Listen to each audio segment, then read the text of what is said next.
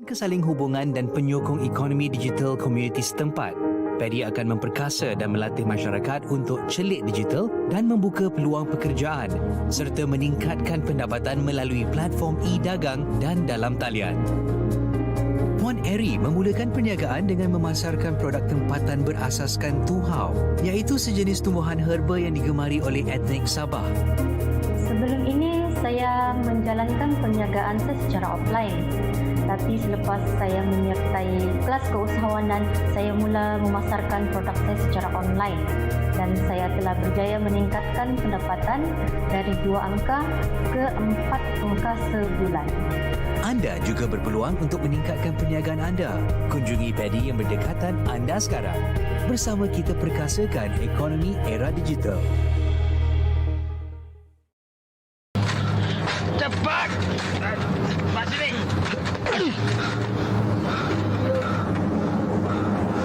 Bukan ni mesti campur Oh, sambal! Pernahkah kau merasa sepi? Sepi. Atas desakan hidup, Merah melakukan rompakan dan dihukum penjara. Sepi itu sendiri telah menjadi temanku. Setelah dibebaskan, Merah berazam untuk mengubah hidupnya apabila bertemu dengan kasih. Tidakkah kau pernah mengharapkan kehadiran seseorang teman yang memahami, yang sanggup berkongsi memecahkan seraput sunyi itu, Merah? Lakonan Datuk Awi dan Zena Zen, saksikan Merah arahan Datuk M. Nasir Sabtu ini jam 9 malam hanya di TVS saluran 122 Astro dan My TV. Tempah, tapi sih dia ambil. Waktu dia terjatuh dulu, kami orang memang adik-beradik rasa sedih lah. Yang lebih kacak bah dari kami itu apa dah, kami itu anak murid ngajar. Dalam kurang fizikal, saya akan sedaya upaya mengketengahkan diri di hadapan masyarakat. Alhamdulillah lah yang memangnya aktif dan kreatif. Nak malu pun dah ditakdirkan keadaan macam tu. Oh dapat sampai nyawa berbini lah di dalam.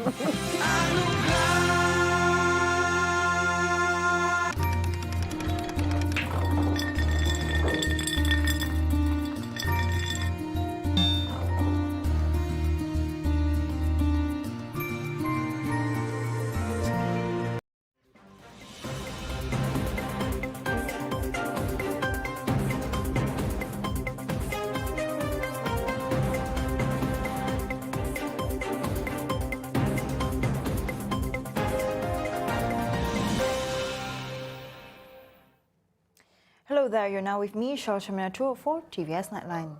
Let's begin with the headlines tonight.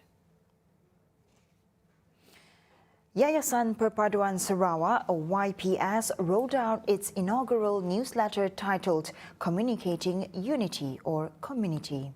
The newsletter provides the necessary platform for open discussions or conversations with a diverse cross-section of society on topics relating to unity and contemporary concerns, such as to share stories from the community about initiatives they have taken to live in harmony with and among one another. Other than that, to equip readers with the knowledge they need to be better informed advocates or proponents of unity. Now also present were former Deputy Chief Ministers Datuk Patinggi Tan Sri Dr. Alfred Jabu Numpang and Datuk Patinggi Tan Sri Dr. George Chan Hong Nam. Number one is Sarawak is noted for its unity in diversity. And that is why the last top leadership of Malaysia and the current leadership of Malaysia, they have acknowledged this. So when the concept of last time was Satu Malaysia, but now is Keluarga Malaysia, the present Prime Minister told me that if you want to see the example of real unity in diversity, you see Sarawak. Sarawak is the model.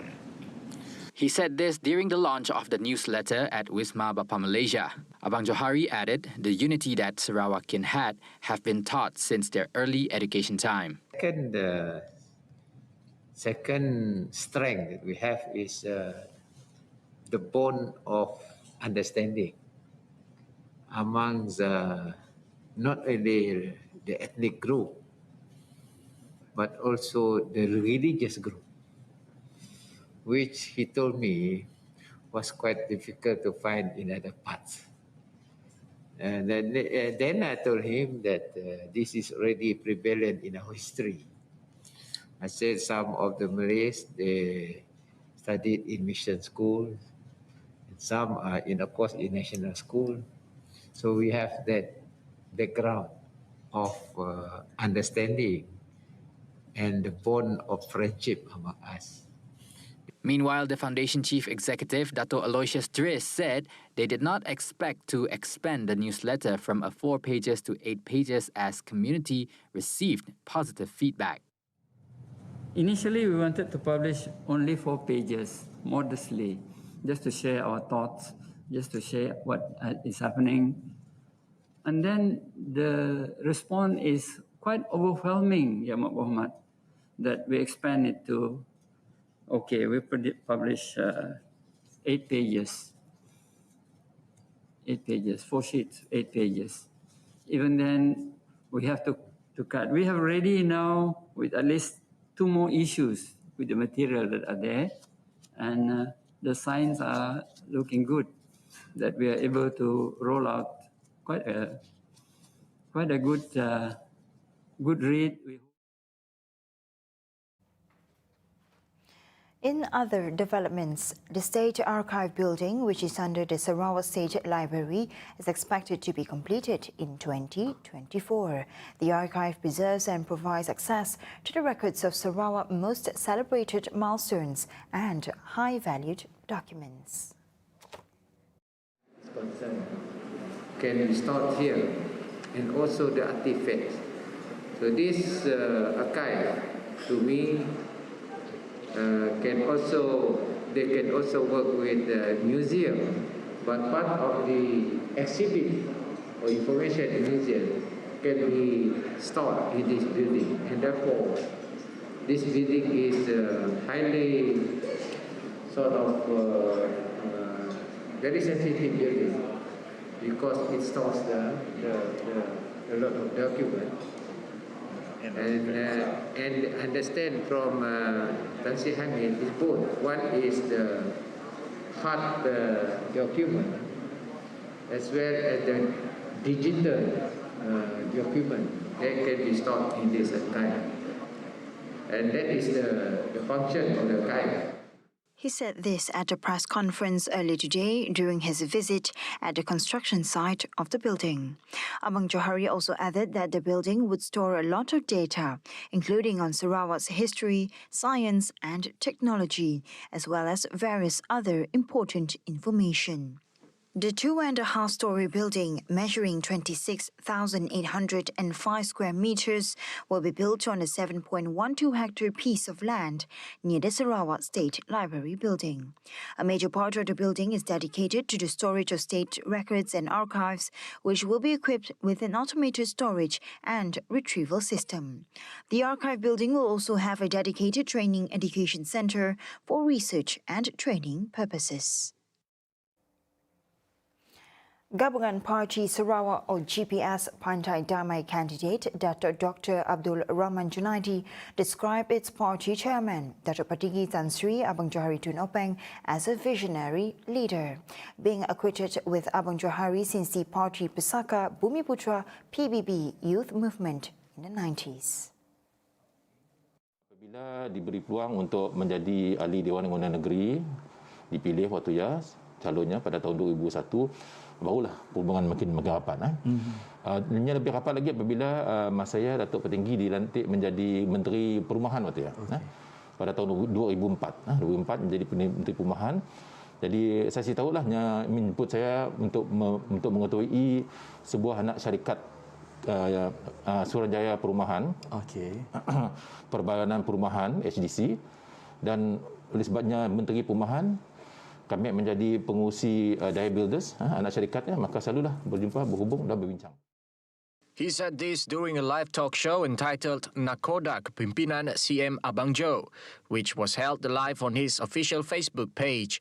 Commenting further, Dr. Abdul Rahman also said that Abang Johari was a leader who is eager to bring development to Sarawak. On Abang Johari's decision in Gedong, Dr. Abdul Rahman said that it was the right move when bringing the much-needed development to the rural areas in the state. Yang keduanya dari segi PR-nya begitu baik sekali dengan semua orang. Kita langgar Datuk Petinggi kita daripada Dolok sebelum jadi menteri, ketua menteri pun PR-nya serta dengan orang masyarakat bawahan begitu rapat, begitu akrab. Jadi seandainya gedung dapat dibangunkan, kena itu pun gedung dah bangun. Sebenarnya kena je dah diiktirafkan sebagai daerah baru tu. Jadi sepastinya gedung akan menjadi pemangkin, katalis untuk pembangunan daerah-daerah yang lain yang ada di sekitar bahagian Semarahan tu.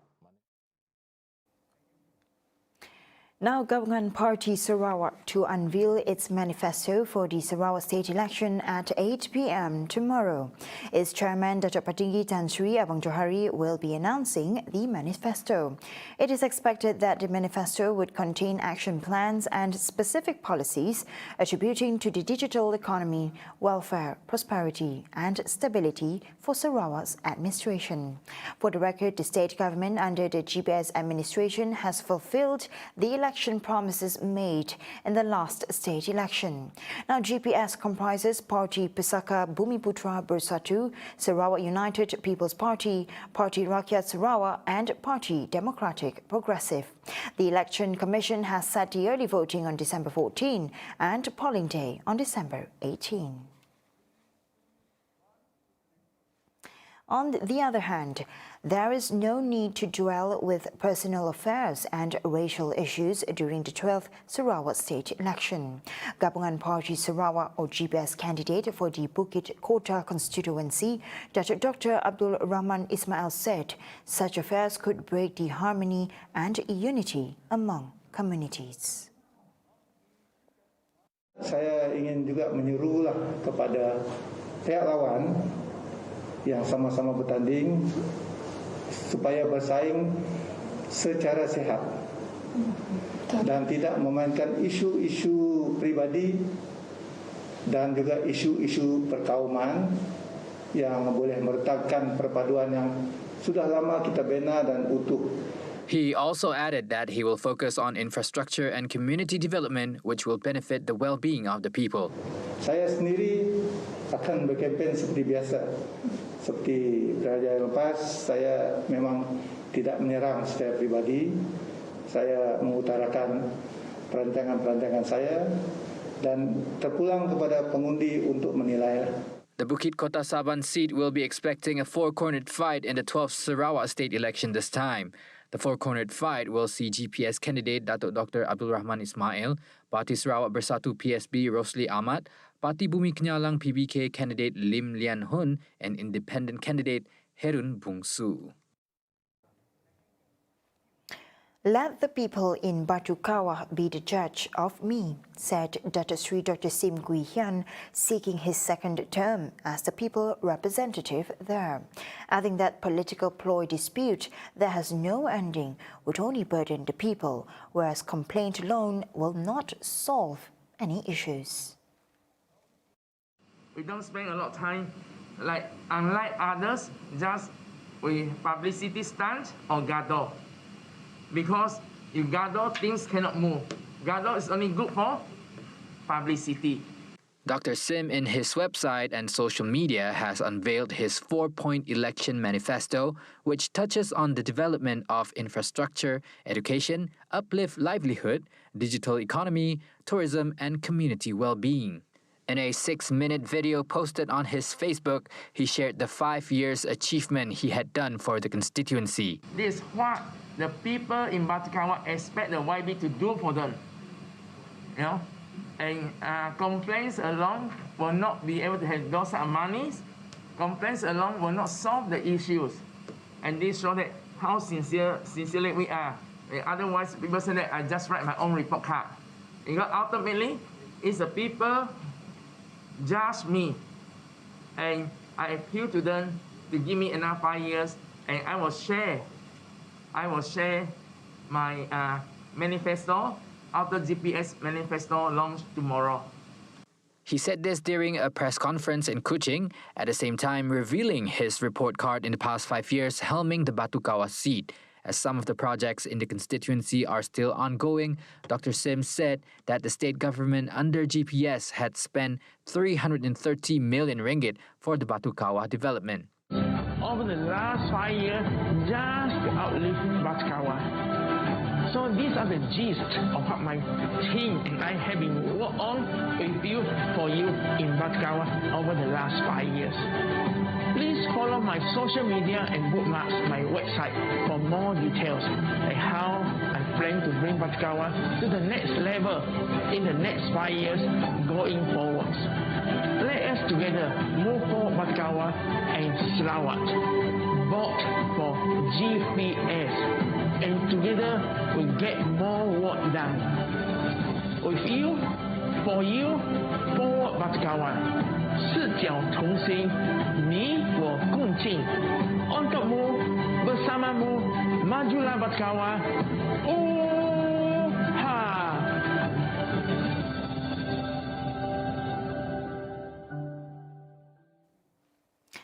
Now, seasoned statesman Dato' Amar Michael Manyin Jawong has called upon Bidayuh voters and the state to be united as one heart and one mind. He said that only with unity can their voices be heard and continue benefiting from developments. If we are divided, we have no voice, we are too small, and make it worse. So we need to be united.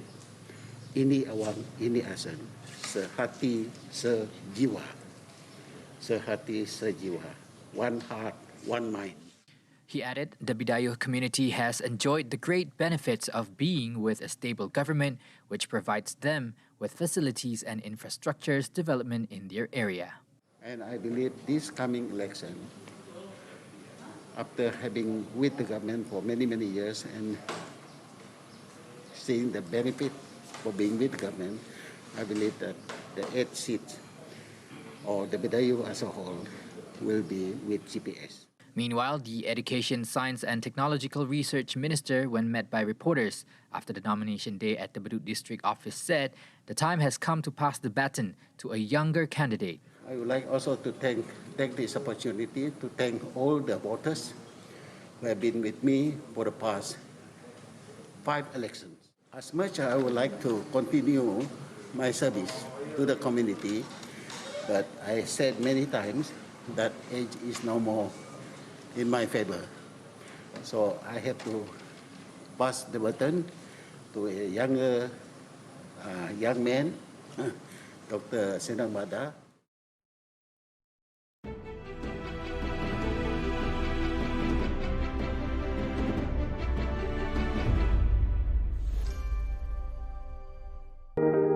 Pusat Ekonomi Digital Keluarga Malaysia atau PADI menyediakan kesaling hubungan dan penyokong ekonomi digital komuniti setempat. PADI akan memperkasa dan melatih masyarakat untuk celik digital dan membuka peluang pekerjaan serta meningkatkan pendapatan melalui platform e-dagang dan dalam talian. Puan Eri memulakan perniagaan dengan memasarkan produk tempatan berasaskan tuhau, iaitu sejenis tumbuhan herba yang digemari oleh etnik Sabah. Sebelum ini saya menjalankan perniagaan saya secara offline. Tapi selepas saya menyertai kelas keusahawanan, saya mula memasarkan produk saya secara online. Dan saya telah berjaya meningkatkan pendapatan dari 2 angka ke 4 angka sebulan. Anda juga berpeluang untuk meningkatkan perniagaan anda. Kunjungi PADI yang berdekatan anda sekarang. Bersama kita perkasakan ekonomi era digital.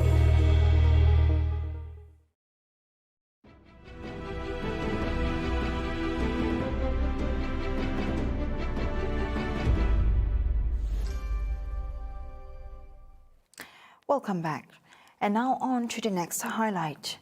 Although flexibility for physical campaigning are permitted, health aspects should not be neglected. Therefore, it is the responsibility of all candidates to comply with the Standard Operating Procedures (SOP) set by the Election Commission (EC). The matter was advised by Bukit Saban candidate Dato' Ahmad Douglas Ugambas. This is to ensure that health remains as a top priority amidst the upcoming state election, while caring for the well-being and safety of the people. At the same time, this was to ensure that every party plays an important role in the well-being and safety of each other.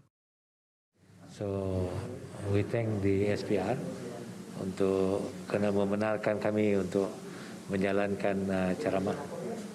Tapi ceramah itu bukan ceramah macam biasa, kerana ianya dihadkan kepada 150 orang dan kita cuma boleh buat dalam waktu 2 jam dan mesti selesai sebelum pukul 10 malam. Dan kita perlu semua mengikuti SOP yang dikenaki. Ini kita akan ikutlah. He said this when met by TVS at the Spau Community Centre on Tuesday. For GPS Dalat candidate Dr. Sri Fatima Abdullah, she shares the same view. According to her, as it will involve the public health of the community, it is vital for her to take pride in the standard operating procedures or SOPs set.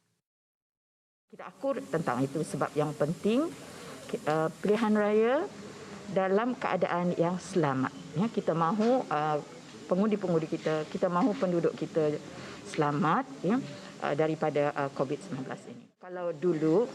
Kalau di Melaka hanya satu bilik gerakan saja untuk satu DUN. Tapi untuk negeri Sarawak adalah ianya tidak realistik kalau hanya satu bilik gerakan saja dibuka sebab tempat kita luas. Ya.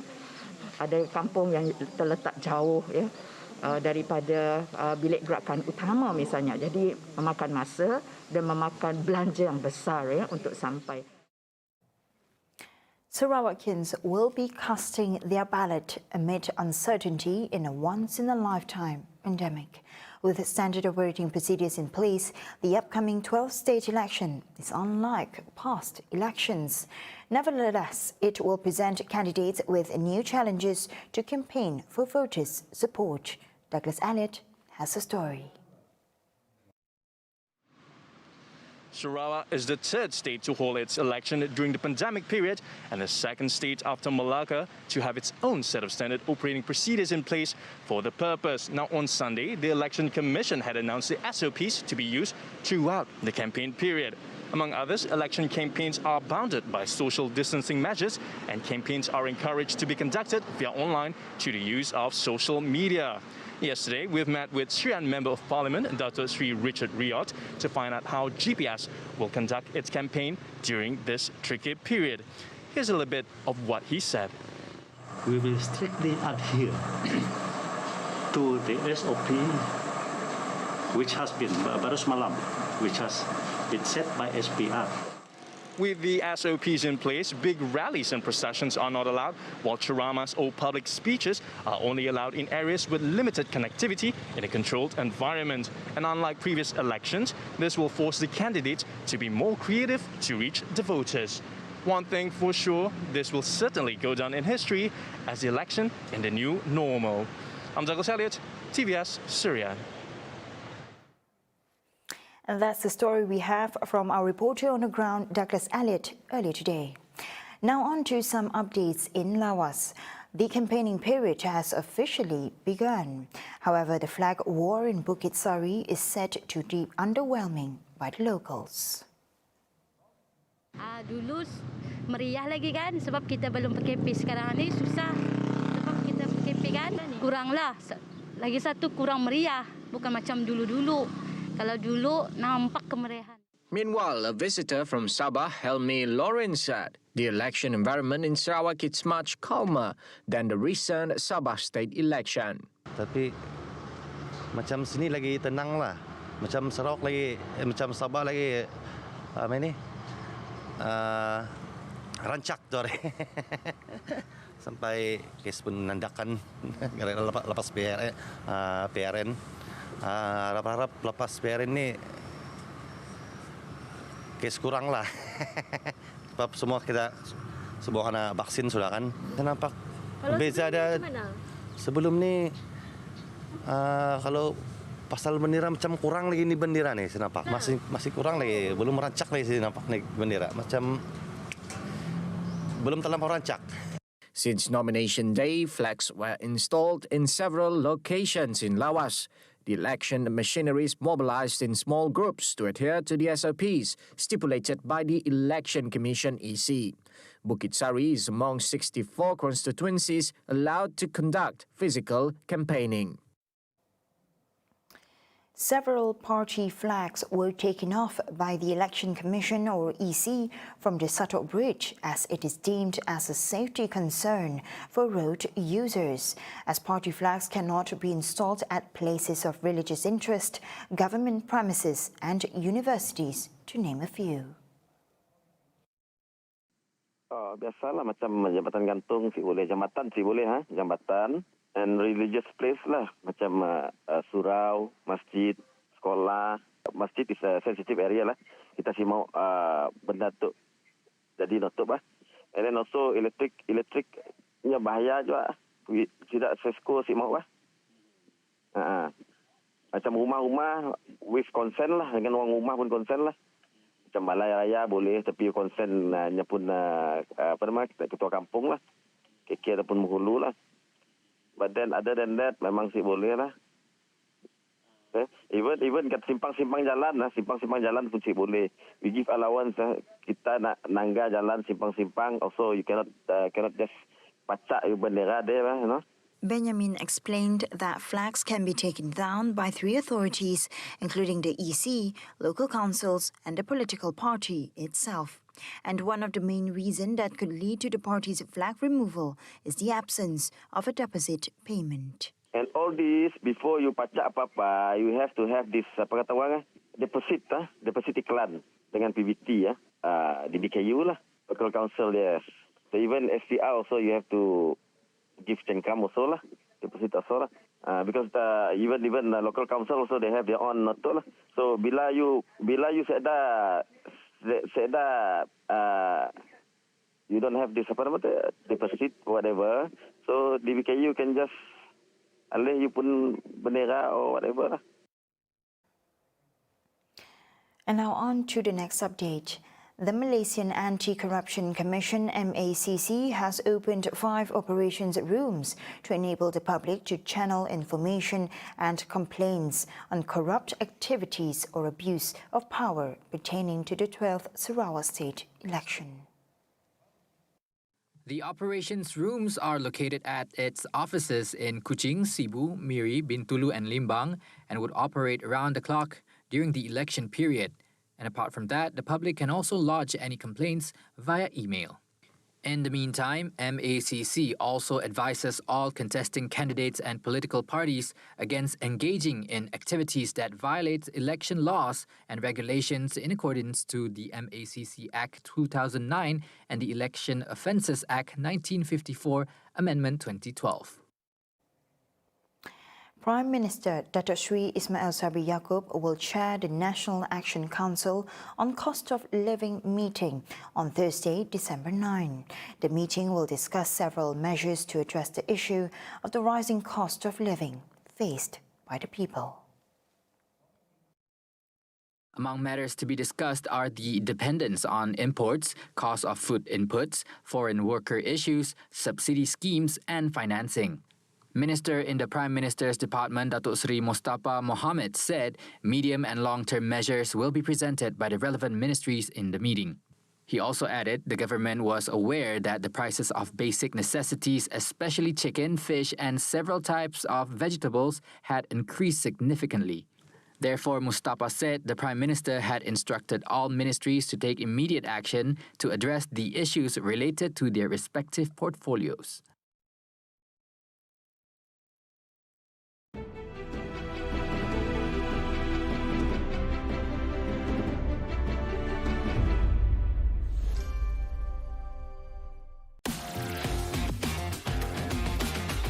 Jom bersama saya Khairul Nizam Naha mengembara dan meneroka keindahan alam di bumi Kenyalak. Mengambil masa 1 jam 30 minit depend dengan kita orang bekerja. Banyak jalan tengah dan kiri-kiri pasal baru tu dulu. Setiap Isnin jam 10.30 malam hanya di saluran 122 Astro dan My TV. Jom ninjau.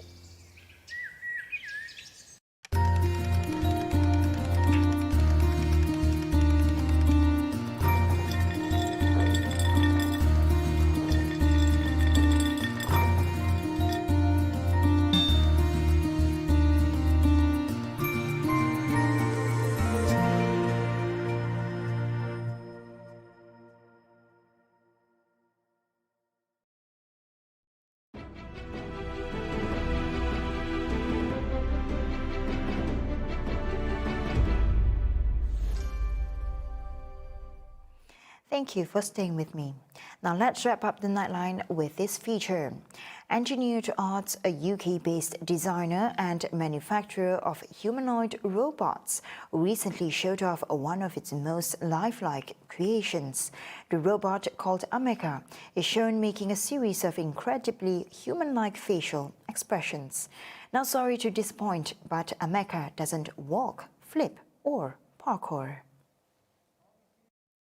Ameka at first displayed confusion as it woke up and then showed mild astonishment when it moved its hands. Engineered Arts said the robot is currently unable to walk, although can give it the ability on a later time.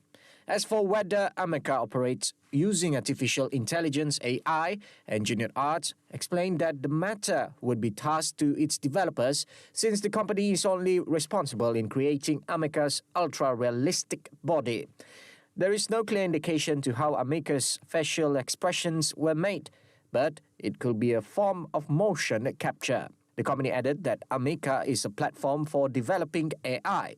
Hence, they are leaving it to other developers to develop the necessary machine learning algorithms.